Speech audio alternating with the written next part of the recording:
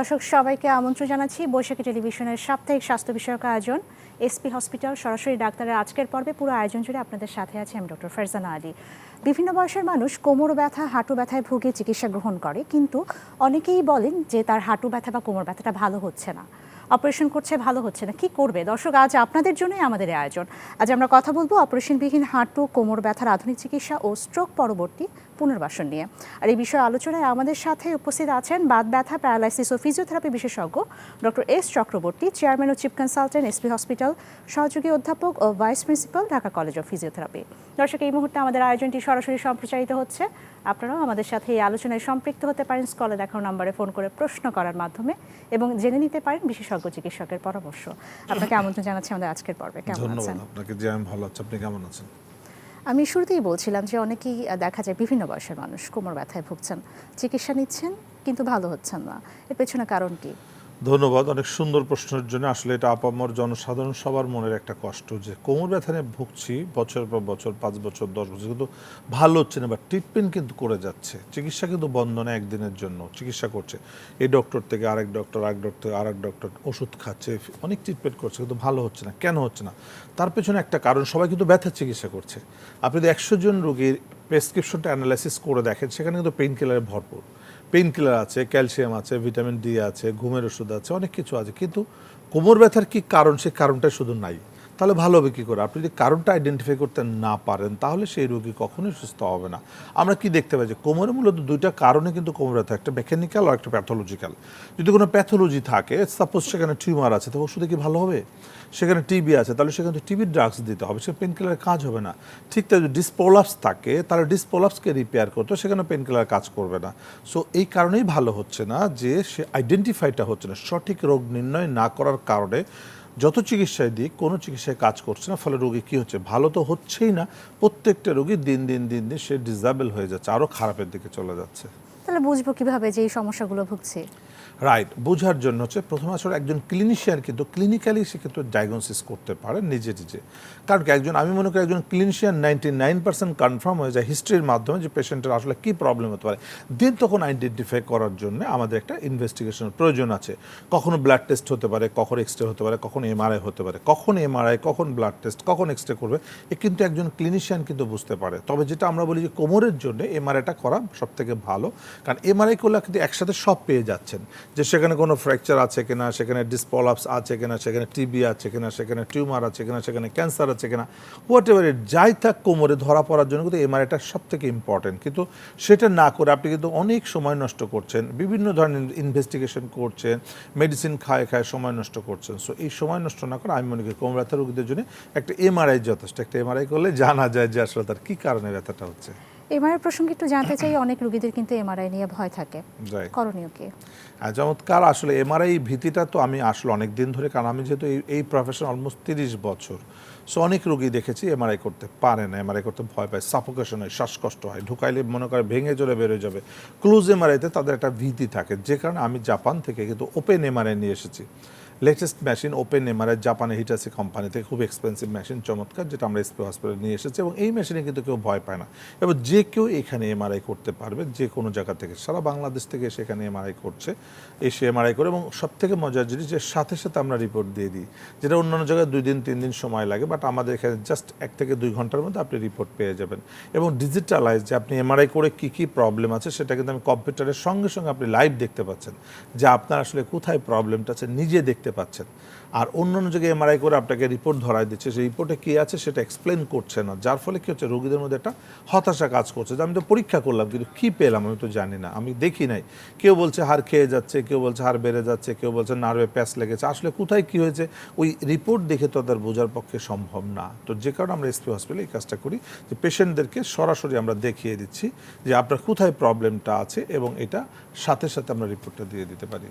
এই রোগ নির্ণয়ের পরে আপনারা কি করছেন রোগীদের জন্য? হ্যাঁ, চমৎকার। যে রোগ নির্ণয়, আসলে চিকিৎসার প্রথম শর্ত হচ্ছে রোগটা আইডেন্টিফাই করা।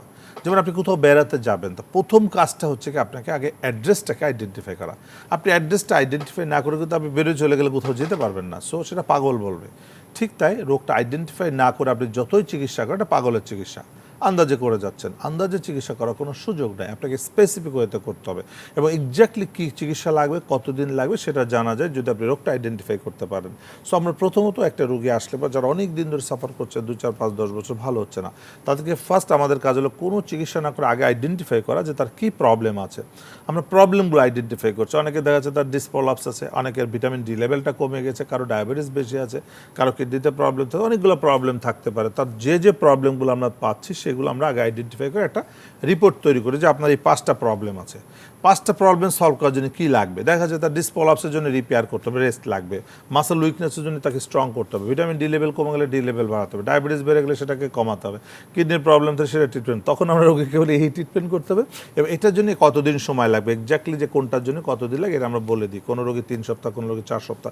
যাদের দরকার হসপিটালে ভর্তি রাখার হসপিটালে ভর্তি করছি, যাদের প্রয়োজন হয় তাদেরকে বাসায় অ্যাডভাইস করে দিচ্ছি, তারা বাসায় গিয়ে সেইভাবে মেনটেন করছে এবং সুস্থ হয়ে যাচ্ছে। আমাদের এসপি হসপিটালে একবার আসলে চমৎকার সিস্টেম, যেটা আমরা বলি বিদেশে যাওয়ার দরকার নেই।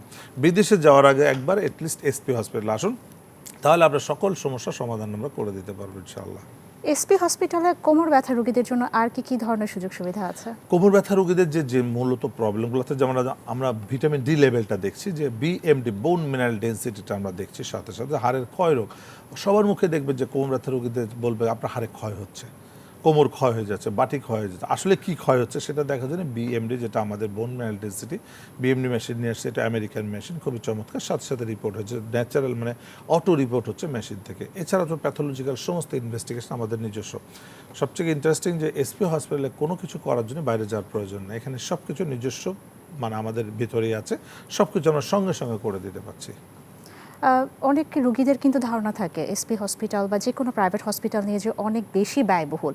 গরিব রোগীদের জন্য আপনার এসপি হসপিটালকে কি ধরনের সুযোগ সুবিধা আছে? আসলে আমরা গরিব রোগীদের জন্য যথেষ্ট সুন্দর ব্যবস্থা আছে, কারণ লোকে আমাদের এখানে ভিজিট কিন্তু আমরা খুব কম রাখি। আমরা প্রফেসর রোগী দেখছি মাত্র 800 টাকা ভিজিটে, যেটা বাংলাদেশের অন্য জায়গায় কিন্তু নাই। সরকারিভাবে হয়তো থাকতে পারে, বাট প্রাইভেট সেক্টরে 800 টাকা, কারণ আমি মনে করি সবাই যেন আসতে পারে। এরপরে যদি গরিব রোগীদের আমরা ফোন করে, স্যার আমি গরিব মানুষ, কত কি লাগবে, শোনেন গরিব মানুষ যদি আপনাকে বলতে হবে যে আমি গরিব মানুষ, আপনি প্রমাণ করেন যে গরিব মানুষ, ভিজিটও লাগবে না, ভিজিটটা আমরা ফ্রি করে দিব। কারণ কি, আমরা তো গরিবকে সার্ভিস দিবই, আমাদের তো 10 to 20% গরিবের জন্য আমাদের সিস্টেম আছে এবং যাদের অ্যাবিলিটি নাই তাদের শিখিয়ে দিচ্ছি, বাসায় গিয়ে করেন।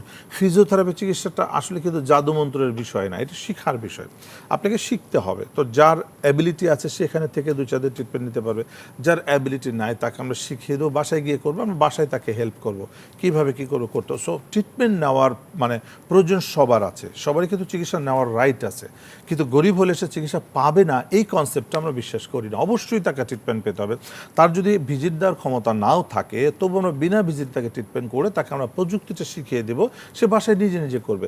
যার অ্যাবিলিটি আছে সে আমাদের সরাসরি, আমাদের এখানে আমাদের মেয়েরা আছে, ছেলেরা আছে, থেরাপিস্ট আছে, ডক্টর আছে, তাদের সার্ভিস নেবে। যাদের একটু কম পয়সা তারা বাসায় নিজেরা করে, আমরা শিখিয়ে দেবো। কিন্তু সবাইকে ভালো হতে হবে, যার পয়সা আছে সেও সুস্থ হবে, যার পয়সা নাই তাকেও সুস্থ হতে হবে। সবার জন্যই হচ্ছে এসপি হসপিটালের সুযোগ সুবিধা আছে। একজন দর্শক আছেন আমাদের সাথে। দর্শক আসসালামু আলাইকুম, নাম বয়স উল্লেখ করে প্রশ্নটি করুন।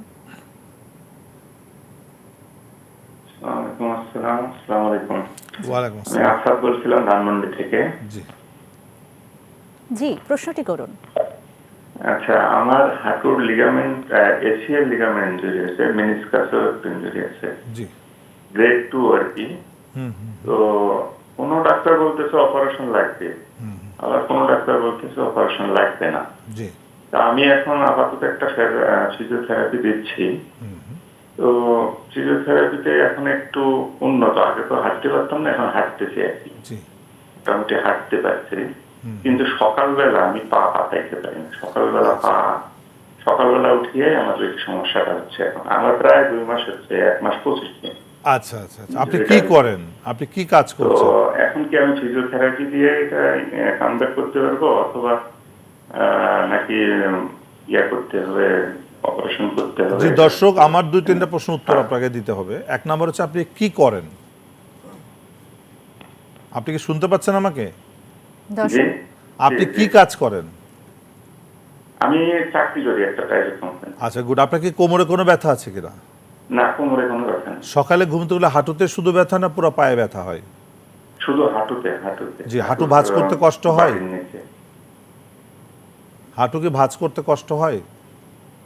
ভাঁজ ফুল করতে পারি, কিন্তু ফুল হয় না আর কি, মানে জি বসে ধন্যবাদ। নামাজ করতে পারি না। জি বুঝতে পেরেছি, ধন্যবাদ। দর্শক দেখেন, মেনিসকাস বা লিগামেন্ট পার্শিয়াল ইনজুরি হলে যে অপারেশন সবসময় করতে হবে তা না। এটা অপারেশন শুধুমাত্র অ্যাথলেটস, যারা player, cricket player, football player বা যারা দৌড়াদৌড়ি রানিং, যাদের প্রফেশন, তাদের জন্য অবশ্যই করা উচিত। বাট ওনাদের জন্য বা যারা আমরা সাধারণ জনগণ, তাদের জন্য আমরা কখনোই বলি না অপারেশন করতে। কারণ লিগামেন্ট মেনিসকাসের জন্য শুধু ব্যথা হচ্ছে তা না, তার মাসেল দুর্বল আছে।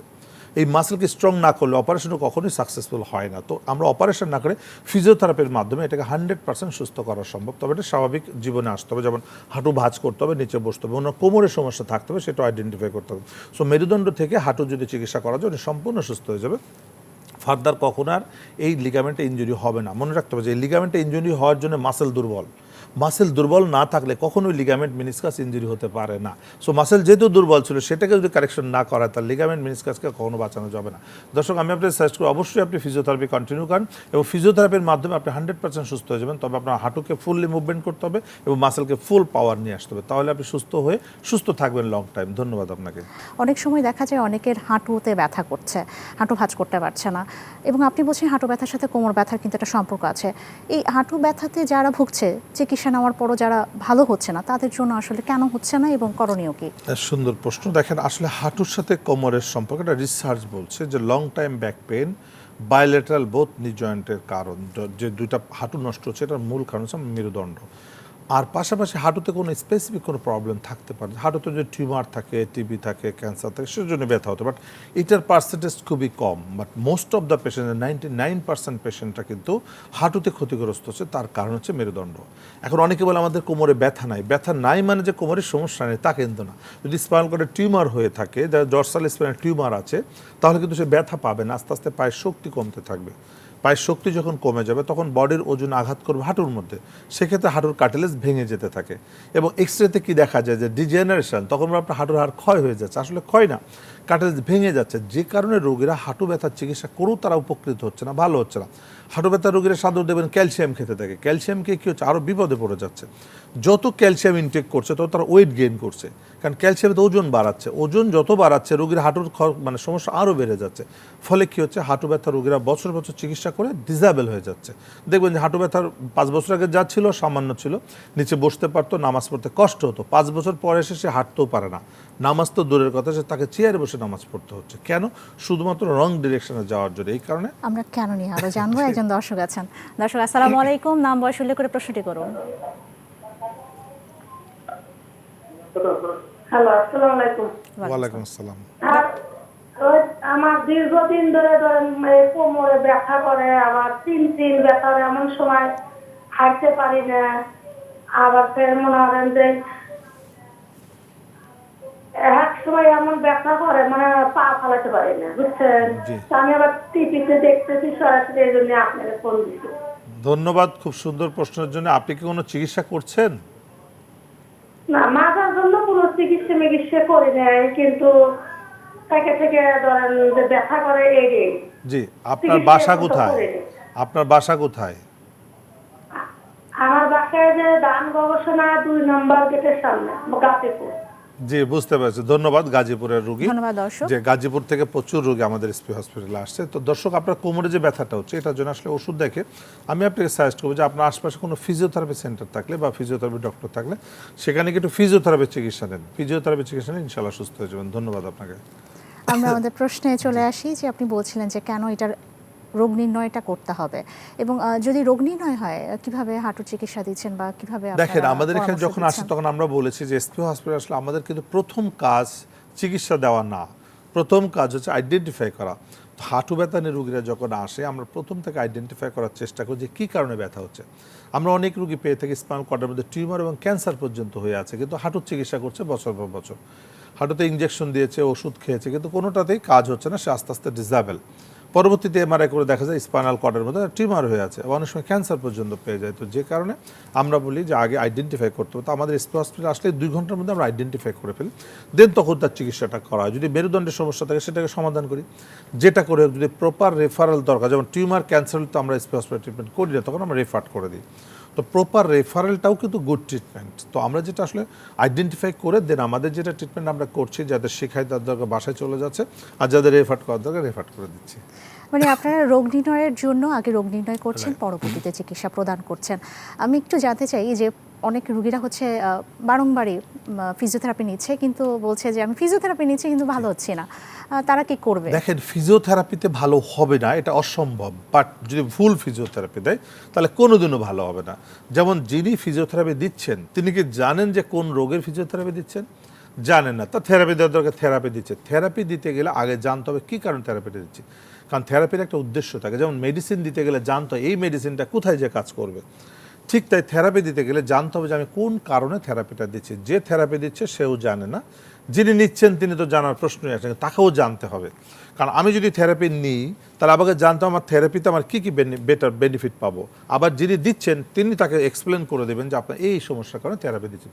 থেরাপি মানে শেক দেওয়া না, থেরাপি মানে ব্যায়াম করানো না, থেরাপি মানে ট্র্যাকশন দেওয়া না। কিন্তু রোগীরা কী করছে, বিভিন্ন সেন্টার আছে, বাংলাদেশে প্রচুর ফিজিওথেরাপি সেন্টার আছে যেখানে ফিজিওথেরাপি স্পেশালিস্ট নাই, সেখানে রোগ নির্ণয়ের কোনো সিস্টেম নাই, সেখানে কোনো পরীক্ষা নিরীক্ষার ব্যবস্থা নাই।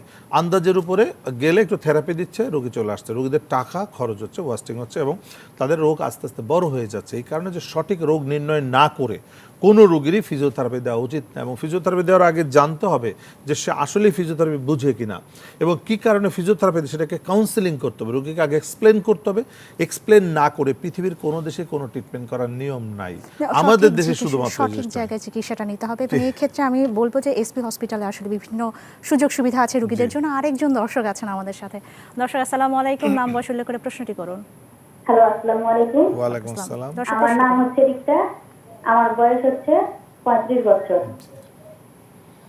আমার হাঁটুতে সমস্যা বলতে কি হাঁটুতে ব্যথা নাই, হ্যাঁ, কিন্তু হাঁটুর নিচে যে রগ আছে, রগে প্রচন্ড ব্যথা, ব্যথার ওষুধ খাইলে ব্যথা শেষ হয়ে যায়, কিন্তু রগ টেনে ধরে থাকে, পা ফেলাইতে কষ্ট হয়, হাঁটতে পারি না। এই সমস্যার কারণে এমআরআই করছি, এমআরআই কোনো রিপোর্টে কোনো কিছুই ধরা পড়ে না, কিন্তু ওষুধ খাইলে ব্যথা থাকে না।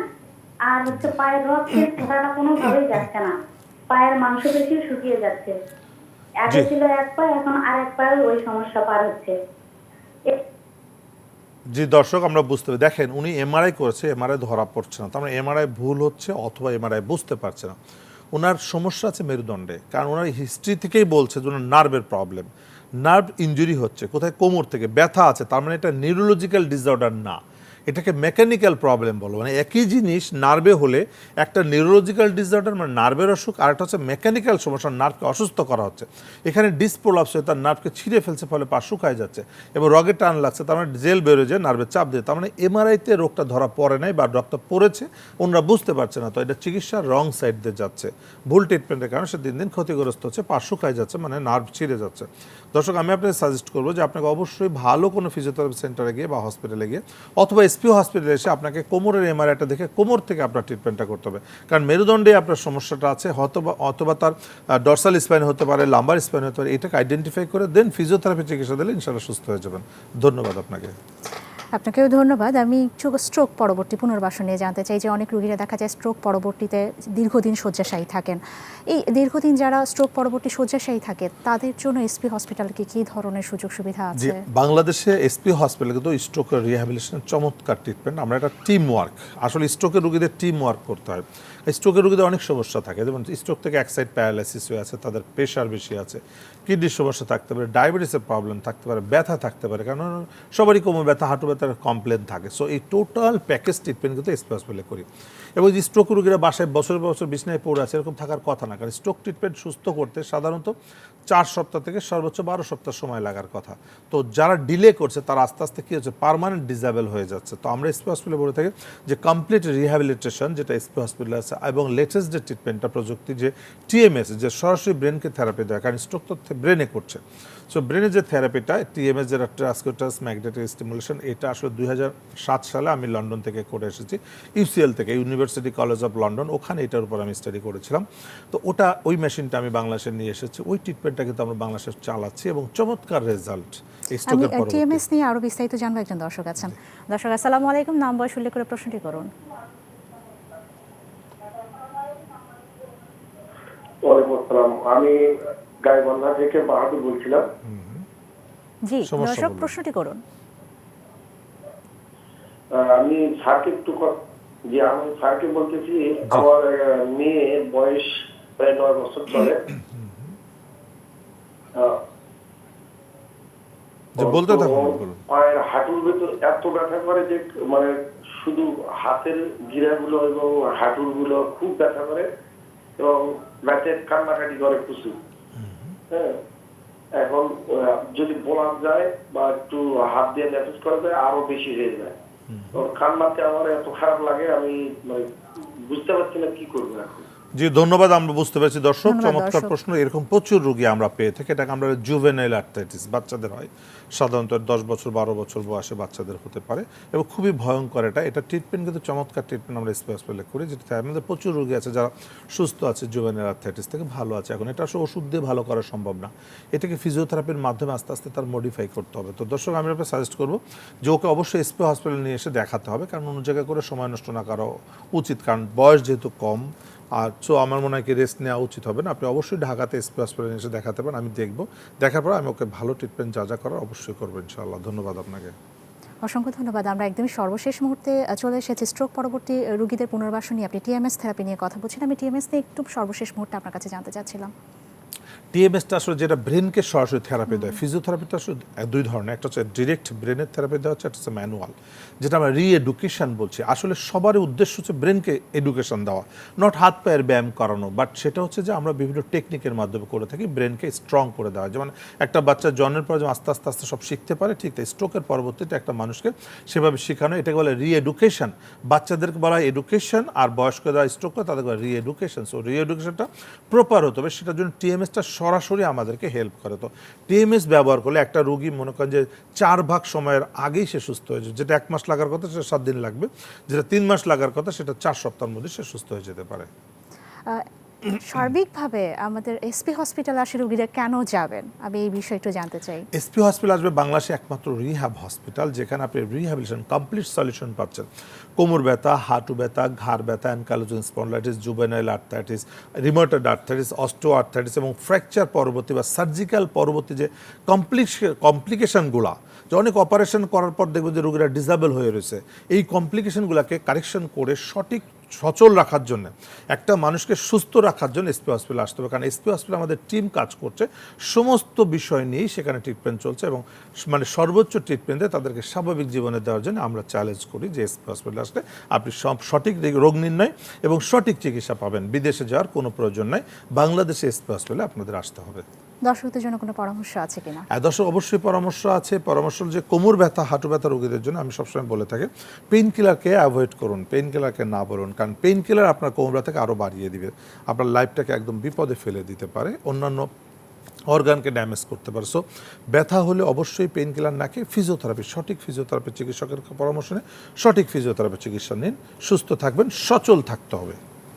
অসংখ্য ধন্যবাদ আমাদের সাথে সম্পৃক্ত হওয়ার জন্য এবং গুরুত্বপূর্ণ তথ্য এবং পরামর্শ দেওয়ার জন্য। আপনাকেও ধন্যবাদ। দর্শক, আশা করি আজকের পর্ব থেকে আপনারা সবাই উপকৃত হয়েছেন। আপনাদের সবার সুস্বাস্থ্য কামনা করে শেষ করছি আমাদের আজকের পর্ব। সবাই ভালো থাকুন, সুস্থ থাকুন। ধন্যবাদ সবাইকে।